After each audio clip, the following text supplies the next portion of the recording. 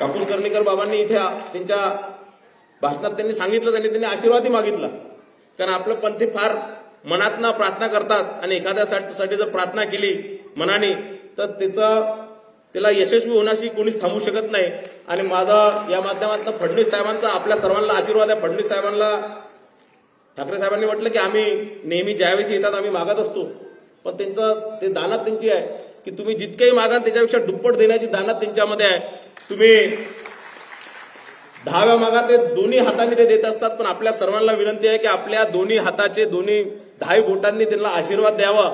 आणि कारण तुम्ही बघितलं उपमुख्यमंत्री असताना इतकं कामं केलं, तुमचा जर ताकदीने जर आशीर्वाद मिळाला या महाराष्ट्रामध्ये जवळपास अविनाश भाऊ सांगत होते 1 कोटी पंथी आहे.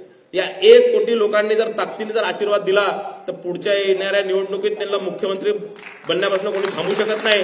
आणि ते जर मुख्यमंत्री झाले तर आपल्या पंथांमध्ये आज फक्त 200-300 कोटी नाही 1000-2000 कोटी रुपये आपल्या पंथाच्या मंदिरांना विकसित करण्याकरता मिळाल्याशिवाय राहणार नाही.